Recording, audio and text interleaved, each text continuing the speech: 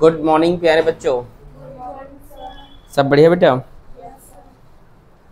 हमारा अध्याय 1 जिसमें 4 प्रश्न वाले थे बेटा वो सभी खत्म हो गए और आज जो है हमारा अध्याय 2 स्टार्ट करेंगे हम, जिसका नाम क्या है बताइए। नहीं पता?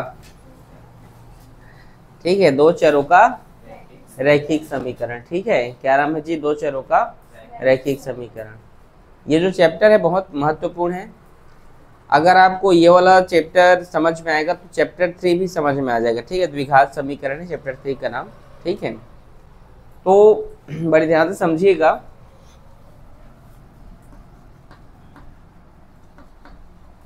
अध्याय 2 2 चरों का रैखिक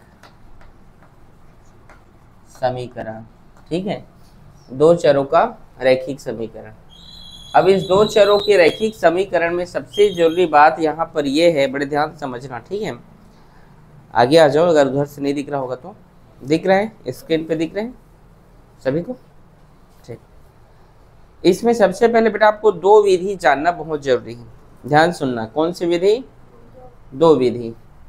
पहला विधि को कहा जाता है बेटा प्रतिस्थापन विधि।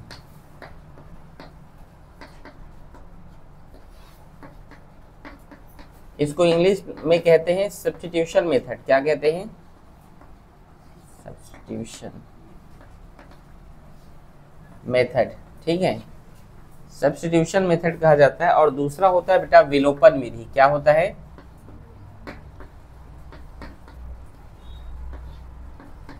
विलोपन विधि, जिसे एलिमिनेशन मेथड कहा जाता है।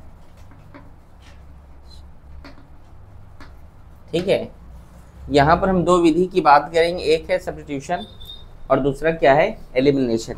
तो प्रतिस्थापन और विलोपन विधि, इसी से पूरा का पूरा क्या बनेगा आपका ये चैप्टर बनेगा।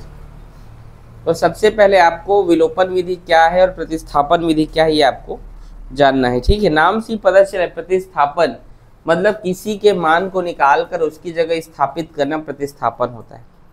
समझ में आया? प्रतिस्थापन मतलब किसी दूसरे के वैल्यू को क्या करना, किसी दूसरी जगह पर लाके रखना।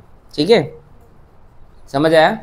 और विलोपन मतलब उससे विलोपित होना, अर्थात घटाना या तो फिर जोड़ना, मिलना। ठीक है, ये होता है विलोपन विधि। ठीक है, तो यहाँ पर हम कुछ एग्जाम्पल्स इसको समझेंगे। ठीक है, पहला चलो पहले प्रतिस्थापन विधि बनाते हैं। ठीक है, बनाए। इसके कुछ हम एग्जाम्पल देखते हैं। ठीक है, चलो देखते हैं। ठीक है, प्रतिस्थापन विधि का हम एक एग्जाम्पल देखते हैं। x + y = 15। ठीक है, और दूसरा लिख लेते हैं 2x + 4y = 16। ये ठीक है, कोई दिक्कत किसी? ये क्वेश्चन है। ये क्या एक ही क्वेश्चन है? 2 क्वेश्चन नहीं है ना। ये कितने क्वेश्चन है? 1 क्वेश्चन। ठीक है, अब इसको ये प्रश्न दे दिया जाएगा और बोला जाएगा कि इस प्रश्न को प्रतिस्थापन विधि से हल कीजिए। कौन सी विधि से? तो अब हम प्रतिस्थापन विधि से इसको हल करते हैं। कैसे हल करेंगे चलिए देखते हैं। इसको समीकरण 1 मान लेते हैं और इसको क्या मान लेते हैं? समीकरण 2। ठीक है, यहाँ तक कोई दिक्कत? समीकरण 1 में हम क्या करते हैं? ठीक है, ध्यान देखिएगा। समीकरण 1 से यहाँ पर हम समीकरण 1 में x या y का मान निकाल सकते हैं। किसका निकालो? x का कि y का? x का। तो x को यहाँ पर मैं लिख दे रहा हूँ =15 और प्लस y इधर गया तो -y। ये हो गया समीकरण 3। समझ आया कि नहीं? नहीं है? समीकरण देखो, ये एक प्रश्न था। ये क्या था? एक प्रश्न था। अब इस चीज को मैं हल बना के लिख दिया, इसको समीकरण 1। आप अलग से हल में लिखेंगे, जब आप हल करेंगे तो ये क्वेश्चन लिखना और लिखना समीकरण 1। ठीक है, फिर ये लिखना, फिर इसको लिखना समीकरण 2। समझ आया ना? प्रश्न अलग से दिया रहेगा आपको ऐसी। ठीक है, फिर x को हम साइड x को यहाँ पे लिखे और y को उधर भेज दिए तो प्लस में था, उधर जाएगा तो माइनस में। कोई दिक्कत यहाँ तक नहीं ना? अब समीकरण 1 ठीक है, समीकरण दो में x बराबर 15 माइनस वाई रखने पर, क्यों रखेंगे समीकरण दो में? क्योंकि प्रतिस्थापन का मतलब ही होता है एक जगह से उठाकर किसी दूसरी जगह पर उसे रखना। ठीक है, समझ आया बेटा? तो अब इस वैल्यू को हम रख देते हैं भाई। ठीक है, ये है समीकरण दो। 2x का मान क्या है? x का मान देखो क्या है, 15 माइनस वाई, और प्लस ये क्या है 4y इज इक्वल टू ये क्या है 16। समझ आया? आया कि नहीं?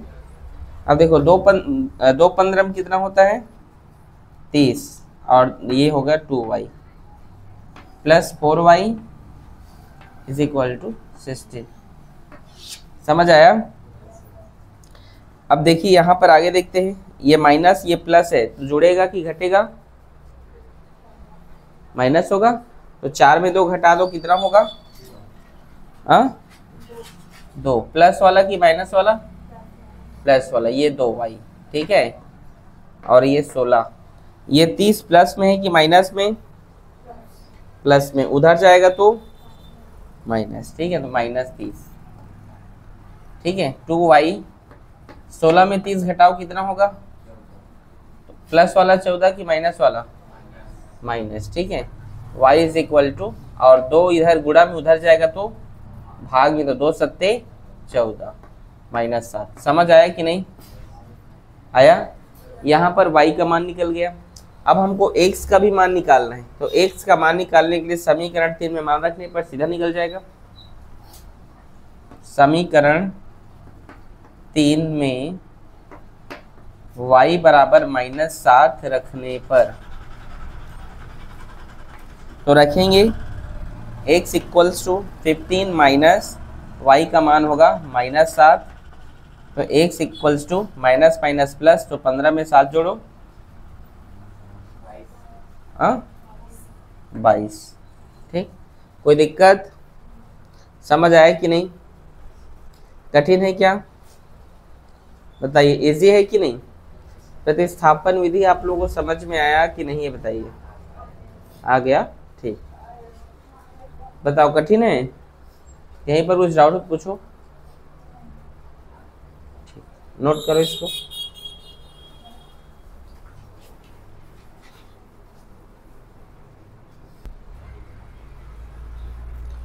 देखो, ये तो बन गया आपका प्रतिस्थापन विधि। ठीक है, इसी क्वेश्चन को हम विलोपन विधि से बना सकते हैं। किस विधि से? विलोपन विधि से। ठीक है, तो चलिए बनाते हैं। ठीक है ना, इसी क्वेश्चंस को बना लो, ध्यान से देखना।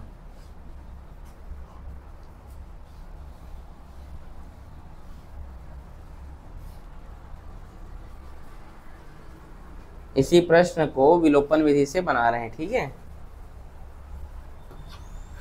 तो देखिए, अरे क्वेश्चन मिटा दिया क्या? क्या था क्वेश्चन, बताओ तो। x plus y is equal to 15 और 2x प्लस 4y 16। समीकरण 1 और ये क्या था? समीकरण 2। पहली बार ध्यान से ये देखिएगा, जो समीकरण 1 है और समीकरण जो 2 है, चलो देखो ये कौन सा मेथड है? ये विलोपन विधि। ठीक है, इंग्लिश में एलिमिनेशन मेथड कहते हैं। तो यहाँ पर x वाला वैल्यू आप देखें और ये वाला x देखें, दोनों में कुछ अंतर है क्या? क्या अंतर है? ये 2 गुना है जबकि ये नहीं है, ये 4 गुना है जबकि वो नहीं है। तो आप क्या कर सकते हैं, या तो इसके पहले पद को या फिर दूसरे पद को आप बराबर कर लीजिए।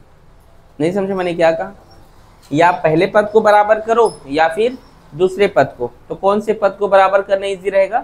किसी को भी कर सकते हो, पहले को करो या फिर दूसरे को। इसको करना चाहते हो बराबर, तो इसमें 4 का गुणा करना पड़ेगा। तो इसमें इसको अगर इसको आप जो है बराबर करना चाहते हो तो 2 का गुणा करना पड़ेगा। तो 2 का कर दें। ठीक, समीकरण 1 में 2 का गुणा करने पर, क्यों किए हैं 2 का गुणा? पता है बेटा क्यों? क्योंकि x वाला और x वाला वैल्यू क्या करेंगे हम? इक्वल करेंगे, बराबर करेंगे। ठीक, समझ में आया? ठीक, तो 2 गुणा x प्लस वाई बराबर 15। तो ये 2x होगा गुणा होने पर 2x और ये 2y और ये हो जाएगा 2 15 30। समीकरण 3। बोलो समझ आया? आया कि नहीं? अब देखो इसका पहला पद समान हो गया और इसका भी समान हो गया, हुआ कि नहीं? अब समीकरण 3 में 2 को घटा दो। ठीक है, समीकरण 3 में समीकरण 2 को घटाने पर, क्या करने पर? घटाने पर। जोड़ क्यों नहीं सकते हो? एलिमिनेशन मतलब जोड़ना भी होता है और घटाना भी होता है। तो यहाँ पर जो वैल्यू समान हो गए हैं ना बेटा, ठीक है, आपको यहाँ पर थिंकिंग लगाना है कि जोड़ने पर या फिर घटाने पर ये जो फर्स्ट टर्म है ये कैंसिल हो जाए। समझ रहे हो? तो आप बताओ, अगर यहाँ पे इसको मैं जोड़ दूंगा तीसरा और दूसरा को, तो 4x हो जाएगा, जबकि 6 हो जाएगा, होगा ना? मतलब एक दोनों में से कोई एक जो वेरिएबल है, एक जो राशि है ना, वो कटनी चाहिए, एक जो चर है पूरा का पूरा डिस्ट्रॉय होना चाहिए, इसीलिए घटाया जाएगा। अगर मान लो यहाँ पे माइनस होता, यहाँ पे क्या होता? माइनस, तो जोड़ने पर लिख देते, जिससे क्या होता? वो कैंसिल हो जाता। समझ में आया कि नहीं? ठीक है, तो चलिए लिखते हैं 2x plus 2y equals to 30, और दूसरा समीकरण क्या है? 2x प्लस 4y और ये है 16। देखो घटाने पर तो ये घटाने का चिन्ह लगा दिए, तो ये कट जाएगा, माइनस प्लस ये भी माइनस, और 4 में 2 घटेगा तो 2, लेकिन प्लस वाला 2, माइनस वाला, क्योंकि 4 बड़ा है। ठीक है, और यहाँ पर भी घटाएंगे इसको, तो 30 में 16 घटेगा तो 14। ठीक है, समझ आया? अब देखो यहाँ पर y का मान निकालोगे, तो इधर 14 है और इधर जो माइनस, इधर जो 2 है वो गुणा में है, तो पूरा का पूरा -2 गुणा से उधर जाएगा तो भाग में होगा, तो ये -2। ठीक है, -2, और y इक्वल्स टू 2 1 कम 2 2 7 14। अब y का मान आप किस में रख दो? 1 में भी रख सकते हो, 2 में भी रख सकते हो, 3 में भी रख सकते हो, आंसर आ जाएगा जिसमें आपको इजी लगे। 1 में रखने पर, कैलकुलेशन करने पर इजी होगा तो 1 में रखो, 2 में रखने पर होगा तो 2 में रखो, 3 में रखना है तो आंसर आएगा, तीनों में आएगा। किस में रखना है? 1 में। समीकरण 1 में y बराबर -7 रखने पर, ठीक है, अब रख देते हैं भाई x प्लस, और y का मान क्या है? -7 बराबर ये क्या है? 15। फिर x प्लस माइनस क्या होगा? प्लस माइनस माइनस, और माइनस उधर जाएगा तो प्लस, तो 15 प्लस 7, तो x बराबर 22। आप देखिए, ध्यान दिए होंगे कि आप प्रतिस्थापन से इसी क्वेश्चन को बनाए थे तो भी y बराबर -7 आया, और विलोपन से बनाए तो भी यही आया। आया कि नहीं? तो प्रतिस्थापन और विलोपन कुछ दोनों का आंसर समान ही आता है, अलग अलग, बस बनाने का टेक्निक अलग अलग है। अगर आपको पेपर में पूछे कि समीकरण, क्वेश्चन कैसे पूछेगा? जो भी एक समीकरण देगा, समीकरण जो भी x प्लस वाई बराबर 35, दूसरा समीकरण 2x plus 4y equals to 98, इसको जो है आप विलोपन विधि से बनाओ तो फिर विलोपन से बनाना। अगर वो बोल दे कि प्रतिस्थापन से बनाओ तो प्रतिस्थापन से बनाना पड़ेगा। वहां पर आपको जिस विधि से वो बोलेगा आपको उस विधि से पेपर में बनाना पड़ेगा। समझे कि नहीं बेटा? अगर मान लो आपको नहीं बोला है, आपको बोले किसी भी विधि से बनाओ, क्या बोल दिया उसने? तो आप प्रतिस्थापन भी बना सकते हो और विलोपन भी बना सकते हो।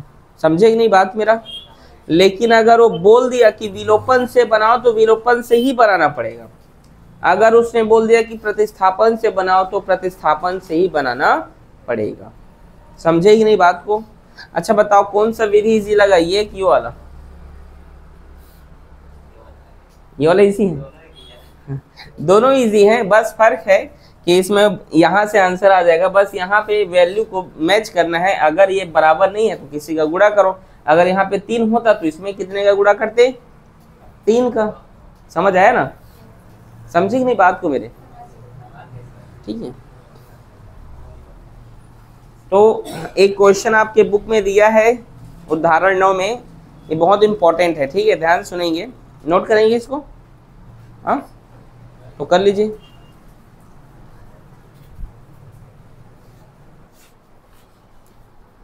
देखो यहाँ पे अगला क्वेश्चन दिया है बेटा, एक क्वेश्चन है जो बहुत ही प्रचलित है और एग्जाम में आते हैं, ठीक है, ध्यान समझना क्वेश्चंस को, ठीक है। देखना प्रश्न है बेटा कि एक छोटी गुफा में, कहा कुछ खरगोश और कुछ पक्षी हैं। क्या है बेटा, खरगोश जानते हो, देखो खरगोश, और कुछ पक्षी हैं जिनके कुल 35 सिर तथा 98, जिनके कुल 35 सिर तथा 98 पैर हैं, तब पक्षियों व खरगोशों की संख्या ज्ञात कीजिए।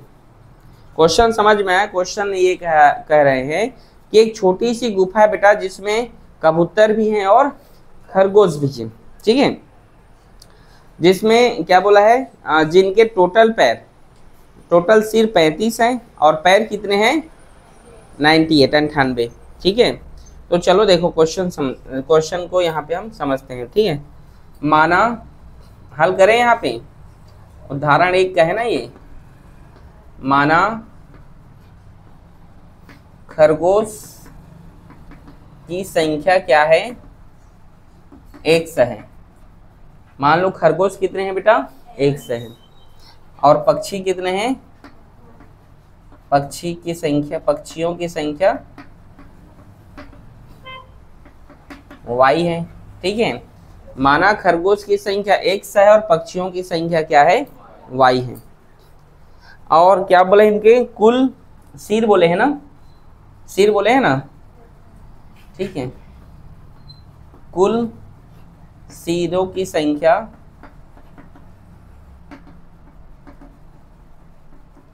कितने हैं, 35 हैं। अब मेरे को ये बताओ, खरगोश के पास 10 सिर होते हैं, पक्षी के पास होते हैं कितने सिर होते हैं, तो 1। तो यहाँ पे आप सीधा लिख सकते, 1 मतलब x और प्लस y बराबर 35, क्योंकि कुल बोला है, मतलब दोनों को मिला के बोला है। क्वेश्चन में क्या बोला है, कुल मतलब दोनों के, मतलब जोड़ना है दोनों को जोड़कर कितना सिर हो रहा है, 35 सिर। समझ में आया क्वेश्चन, इधर गुड़िया समझ आया बेटा। तो एक सिर खरगोश के भी होते हैं और एक सिर किसके होते हैं, पक्षी के, ठीक है। इसको समीकरण 1 समझ आया। अब है कुल पैरों की संख्या कितना है, वो 98। अब मेरे को ये बताओ, x मतलब खरगोश है, खरगोश के पास कितने पैर, 10, हाँ बोलता है वो गधा, हाँ बोलता है, देखो तो 2 पैर होते हैं खरगोश के, हाँ बोलता है, खरगोश के 2 पैर होते हैं, हाँ 4 पैर होते हैं जी, ठीक है। तो ये 4x प्लस, और पक्षी के कितने होते हैं, 2y इक्वल्स टू 98। समझ में आया, इसको समीकरण 2 ले लो। अब आप चाहो तो इसको, अब उसमें क्वेश्चन में ये नहीं बोला है कि आप प्रतिस्थापन से बनाओ कि विलोपन से, आपको जो इजी लगे उस मेथड से आप बना सकते हैं। तो अब आप लोग बताओ किस मेथड से बनाओ, प्रतिस्थापन से बनाते हैं, एक बार बोलोगे तो विलोपन से बना दूंगा मैं, प्रतिस्थापन से बनाने का एक बार क्या है, इसका फिर अगला क्वेश्चन विलोपन से बना देंगे, ठीक है। तो चलो देखो, समीकरण 1 से x equals to 35 minus y लिख सकता हूँ, क्योंकि y इधर प्लस में उधर जाएगा तो माइनस में। समझ गए। अब हम क्या कर सकते हैं, समीकरण 2 में x बराबर 35 माइनस y रखने पर, अब रख देते हैं समीकरण 2 में। तो ये समीकरण 2 है, 4 और x का वैल्यू क्या है बेटा 35 माइनस y। ठीक है, जब दो राशि होती है ना तो यहाँ पे ब्रैकेट जनरेट करना, गुणा कर दोगे तो एक ही के साथ हो जाएगा। ठीक है, तो ऐसे इसका मतलब ही गुणा है ना। और फिर प्लस 2y इक्वल्स टू 98। अब इस चीज का वैल्यू निकाल के एक ही में मत रख देना, दूसरे में रखते हैं। इस चीज में अभी आपको बता रहा था, x का निकाले हो मान, x बराबर ये निकाले, तो इस मान को आप जो है, अच्छा इसको समीकरण 3 रखो ना। ठीक है, ठीक समझ आया ना। अब समीकरण 3 का मान 1 में मत रख देना यहाँ पे, क्योंकि उसी से निकला हुआ है वो, उसको आपको 2 में रखना पड़ेगा। ठीक है, 35 चौक कितना होता है? 35 चौक पक्का 140 होता है। ठीक है, 140 और ये 4y plus 2y equals to 98, minus plus minus, तो मतलब ये 2y हो जाएगा। ठीक है, और 98 ये प्लस में इधर जाएगा तो माइनस 140। समझ में आया? माइनस y इक्वल्स टू 140 में 98 घटाओ, हाँ 42 ना, पक्का।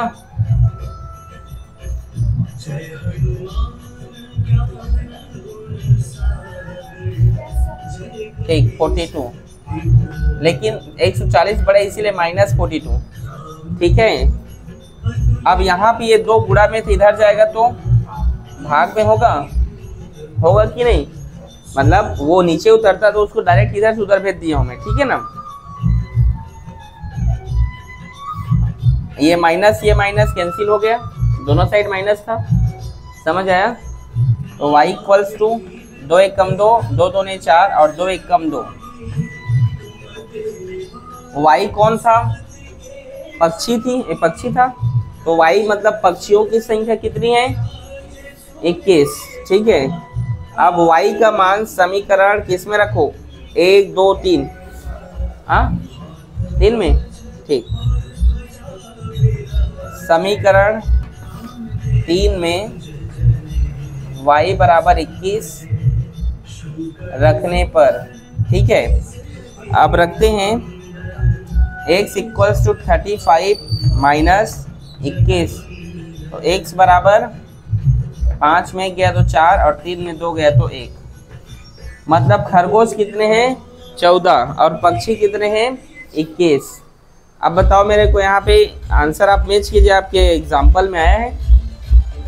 आया है ना? ठीक, नोट करो बेटा।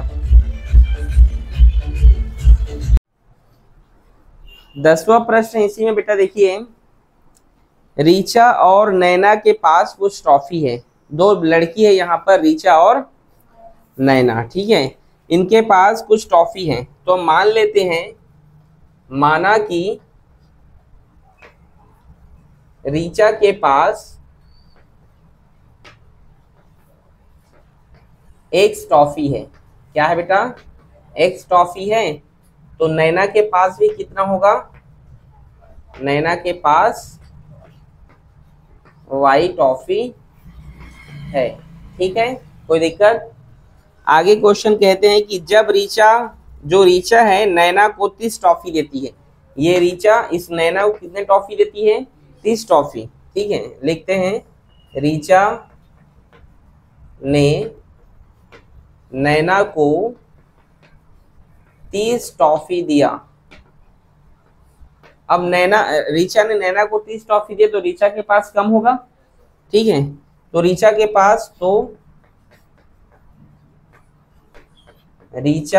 पास कितना ट्रॉफी होगा? x minus 30।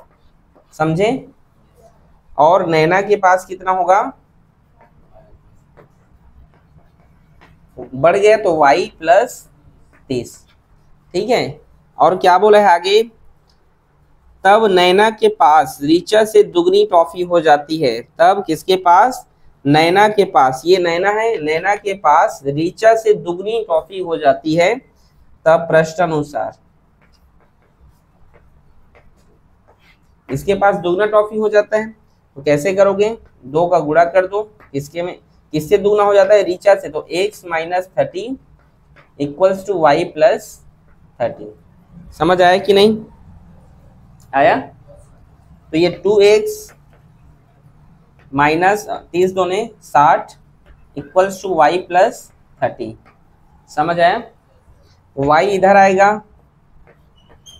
तो माइनस होगा और 60 उधर जाएगा तो प्लस होगा, तो 60 और 30 90, समीकरण 1। समझ आया? आया कि नहीं? आगे क्वेश्चन और कहते हैं बेटा, परंतु जब नैना, ये जो नैना है, नैना अपनी टॉफियों में से 10 टॉफी ऋचा को देती है। अब देखो लेन देन चल रहा है, दोनों बहनों का, दोस्त होंगे जो भी, ठीक है। नैना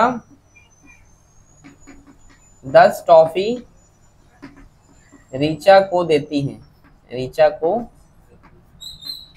देती है, तब क्या होगा? तब नैना के पास 10 कम होगा। नैना क्या है, y है, नैना के पास, तो नैना के पास टॉफी क्या होगा, y माइनस 10 होगा, कम हो गया ना उसके पास, और ऋचा के पास बढ़ेगा, ऋचा के पास टॉफी कितना होगा भाई, x प्लस 10। समझ आया कि नहीं? आगे बोल रहा है नैना अपनी 10 टॉफी देती है, तो ऋचा के पास नैना से तिगुनी हो जाती है, नैना से तिगुनी हो जाती है, नैना से तिगुनी, और नैना का क्या है, y माइनस 10 है। अच्छा, ऋचा के पास जो टॉफी है वो नैना से तिगुनी हो जाती है, मतलब इसको कैसे लिख सकते हैं आप, x plus 10 equals to 3y minus 10। इसका मतलब क्या हुआ, ठीक, क्वेश्चन कंप्लीट हुआ है। इसका मतलब ये हुआ कि जो ऋचा के पास जो टॉफी है वो नैना से क्या है, अब 3 गुना है, तो ये नैना का टॉफी था, 3 का गुणा कर दो, ठीक, कोई दिक्कत। x plus 10 equals to 3y minus 3 दहम 30, ठीक है। x 3y इधर आया तो माइनस 3y, और 10 उधर गया तो ये माइनस में है, ये 10 किसमें है, माइनस में है, सॉरी ये 10 प्लस में है, उधर जाएगा तो माइनस में, तो वो होगा माइनस 40, होगा कि नहीं? इसको मान लो समीकरण 2, समीकरण 1 और समीकरण 2। अब बताओ समीकरण 1 और समीकरण 2 में क्या सिमिलरिटी कुछ दिख रहा है क्या? क्या समीकरण 1 का पहला पद इसके पहले पद से समान है? क्या दूसरा पद समान है? तब क्या कर सकते हो, विलोपन विधि से बनाना है तो या तो 2 का गुणा करो या तो फिर 3 का, तो 2 का करें, किसमें, इसमें, इसमें समीकरण 2 में 3 का, अभी तो हमने सिर्फ कंडीशन लिखा था इतना, अब चालू हो रहा है ना, समीकरण 2 में 3 का गुणा करने पर, तो गुणा कर देते हैं, x 3 का क्यों करेंगे यार, 2 का ना, समीकरण 2 में 2 का गुणा करने पर, ठीक है, तो 2x minus 3y equals to minus 40, 2x minus 2 तिया 6y, और ये हो जाएगा माइनस 4 दूनी 8 80। समझे कि नहीं? इसको नाम दे दो समीकरण 3। कोई दिक्कत? समझ आया? अब क्या करो, समीकरण 1 और 3 को घटाने पर, समीकरण 1 और 3 को, समीकरण 3 को घटाने पर, कोई दिक्कत? ठीक है, तो चलो घटा देते हैं, ठीक है। समीकरण नहीं, हाँ, 1 और 3 को ना, हाँ, तो समीकरण 1 है 2x minus Y equals to 90, और यह है 2x माइनस 6y और माइनस 80। अब घटाएंगे तो ये कैंसिल हो जाएगा घटाने पर, और माइनस माइनस ये प्लस हो जाएगा घटाने पर, और ये भी जो माइनस है वो प्लस हो जाएगा, होगा कि नहीं? तो 6 में ये क्या होगा, घटेगा, प्लस माइनस घटेगा तो 5y होगा, और 6 बड़ा है और प्लस में तो 5 पॉजिटिव होगा। ठीक, ये भी प्लस हो गया। तो जोड़ो भाई, 0 0 0, 9 में 8 जोड़ो कितना हुआ 17, 170। वाई का मान निकालो, तो 5 तिया 15, 2 हासिल 5 24। वाई का मान कितना आ गया 34। आया है, आया है ना। वाई का मान कितना आया है 34। अब वाई का मान आप किस में रख सकते हो, समीकरण 1 में, समीकरण 2 में, समीकरण 3 में, किस में रखना है, जिसमें भी रखो आ जाएगा आंसर। बोलो जल्दी। 1 में, समीकरण 1 में y बराबर 34 रखने पर, अब 34 रखते हैं तो क्या होगा 2x माइनस वाई का मान 34 और ये होगा 90। फिर क्या होगा, ये 2x इक्वल्स टू 90 और ये माइनस उधर गया तो प्लस 34। फिर 2x इक्वल्स टू ये 4 और 9 3 12। ठीक है, फिर x इक्वल्स टू 2 छक्का 12 और 2 दूने 4। ये गुणा में उधर जाएगा भाग में होगा। x बराबर 62 है और y बराबर क्या है 34। मतलब रीचा कौन है भाई, x कौन है रीचा। रीचा के पास एक 62 टॉफी है और नैना के पास 34 टॉफी है। समझ आया कि नहीं, आंसर चेक करो। इजी है कि हार्ड है। मेन हमारा विलोपन तो इधर से चालू हुआ है ना, वो तो कंडीशन लिखे हैं बेटा, जो जो बोला है क्वेश्चन में, पहले जो जो क्वेश्चन में बोला जाता है उसको लिखना है। हमें हमारे पास क्वेश्चन लिया था, हमें हमारे पास कोई समीकरण नहीं था, सबसे पहले हमने समीकरण बनाया है। एक बार और बताना है क्या, हाँ बताना है शुरू से। चलो जी, रीचा के पास x टॉफी है, नैना के पास y टॉफी है। रीचा ने नैना को 30 टॉफी दिए तो रीचा के पास 30 कम हुए तो माइनस किया, नैना के पास बढ़ गया तो लिख दिया बढ़ गया करके। तो आगे क्या लिखा है, नैना के पास ना दुगुना हो जाता है। किससे दुगुना होता है, रीचा से, तो इधर 2 का गुणा कर दो। फिर गुणा करने पर ये आया, समीकरण 1 हो गया। नैना 10 टॉफी रीचा को देती है तो नैना के पास 10 कम होता है, नैना कौन है y है, तो y माइनस 10। और तो रीचा के पास 10 बढ़ जाता है तो x प्लस 10। और क्या बोला, रीचा के पास ना नैना से 3 गुना हो जाता है। ठीक है, तो 3 गुना होगा तो इसके वैल्यू में 3 का गुणा कर दो भाई। तो 3y 3 दाहम 30, 3y इधर आया तो माइनस 3y, 10 उधर गया तो 10 और 30 प्लस हो जाएंगे, क्योंकि ये उधर जाए तो माइनस और माइनस माइनस प्लस हो जाएगा। ठीक है, फिर समीकरण 2 में 2 का गुणा करने पर, क्योंकि विलोपन से बनाना है हमको, तो 2 का गुणा कर देंगे समीकरण 2 में, तो ये 2x माइनस 3y और माइनस 40, फिर 2x 2 तिया 6 और 40 दूने 80। ठीक है, समीकरण 1 और 3 को घटाने पर, क्योंकि बराबर हो गया घटा दिए तो कट गया, 6 में 1 गया तो 5y और ये जुड़ गया तो 170 इधर तो आ गया होगा। ठीक है, इजी है। आज के लिए बस इतना ही, मिलते हैं कल। ठीक है।